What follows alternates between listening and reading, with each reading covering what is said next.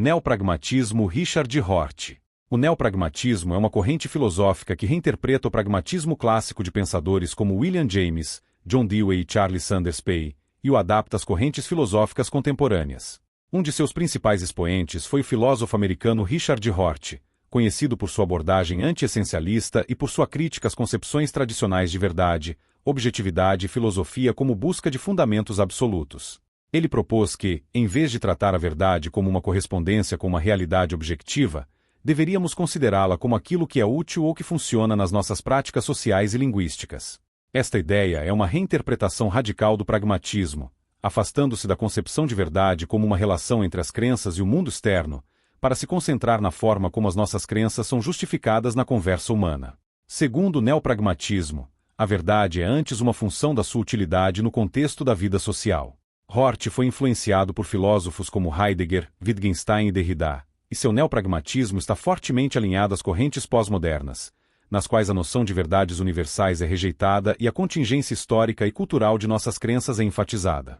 Um dos pilares do pensamento de Rorty é a sua rejeição da teoria da verdade por correspondência, uma visão amplamente aceita na filosofia tradicional, que sustenta que uma crença verdadeira se reflete com precisão uma realidade objetiva independente do sujeito.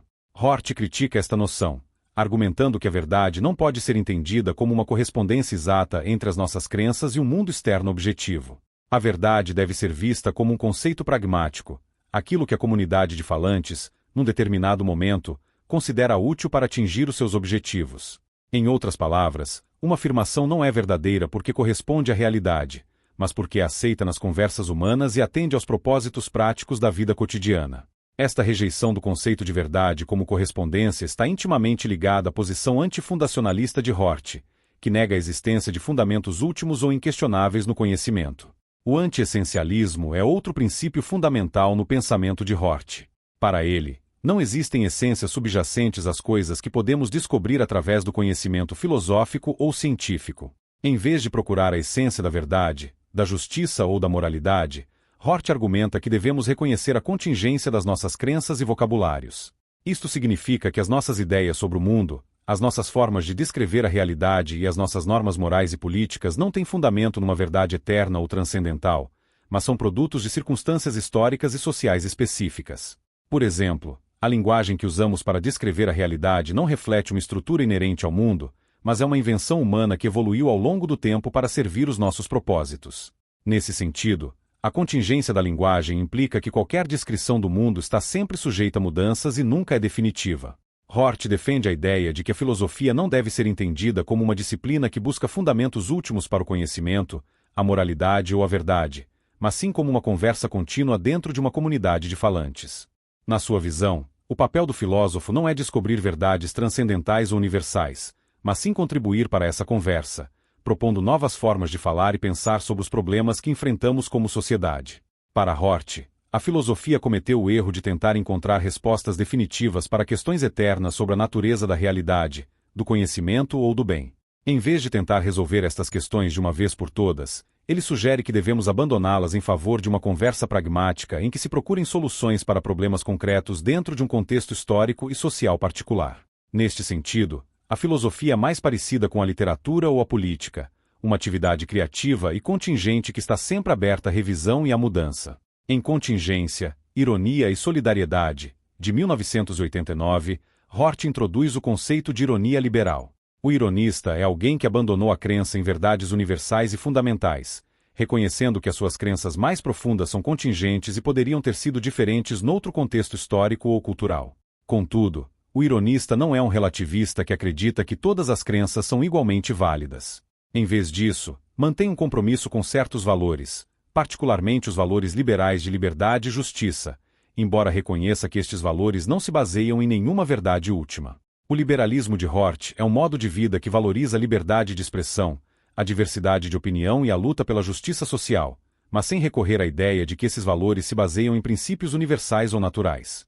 Por outras palavras, um ironista liberal pode defender a democracia, os direitos humanos e a liberdade individual, sem necessidade de justificar estes ideais com base numa verdade transcendental, simplesmente porque acredita que são os melhores valores para promover uma convivência mais pacífica e justa.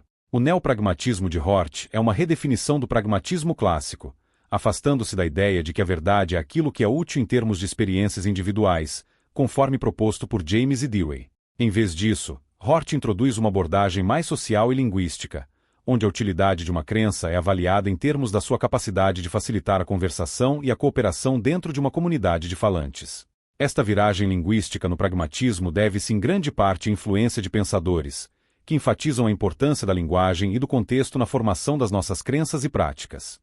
O conhecimento não é uma questão de correspondência com a realidade, mas de acordo intersubjetivo dentro de uma comunidade. As crenças são verdadeiras não porque refletem com precisão o mundo, mas porque são úteis e aceites no contexto de uma prática discursiva partilhada. Este pensamento suscitou diversas críticas tanto da filosofia tradicional como do campo do pragmatismo clássico. Uma das mais comuns é que o neopragmatismo de Hort leva ao relativismo, pois ao rejeitar a existência de uma verdade objetiva ou universal, parece sugerir que todas as crenças e opiniões são igualmente válidas.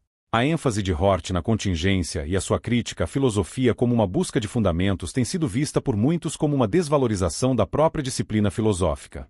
Para os filósofos mais tradicionais, a filosofia desempenha um papel essencial na reflexão sobre questões fundamentais de verdade, moralidade e justiça, e não pode ser reduzida a uma simples conversa sem rumo. Alguns seguidores do pragmatismo clássico, como Cornel West, salientaram que o neopragmatismo de Hort se distancia das preocupações sociais e políticas do pragmatismo de Dewey. Enquanto Dewey via o pragmatismo como uma ferramenta para melhorar a democracia e promover a justiça social, Hort parece mais interessado na filosofia como um jogo de linguagem, o que levou alguns a criticar a sua abordagem como demasiado elitista e afastada dos problemas. Como Hort define o conceito de verdade? Para ele, a verdade é simplesmente o que uma comunidade de falantes considera útil e aceitável num contexto discursivo particular. Por que Hort é considerado um antifundacionista? Porque rejeita a ideia de que existem princípios ou fundamentos últimos nos quais se baseiam as nossas crenças. Em vez de buscar fundamentos universais, ele defende uma visão da filosofia como uma conversa contínua, sem um ponto de chegada definitivo. Como Hort responde às críticas ao relativismo, ele não nega que existam diferenças entre crenças melhores e piores, mas sustenta que essas diferenças são estabelecidas dentro de práticas sociais, e não baseadas em uma verdade objetiva ou transcendental. Desta forma, ele rejeita o relativismo estrito ao argumentar que algumas crenças funcionam melhor do que outras em termos de utilidade social.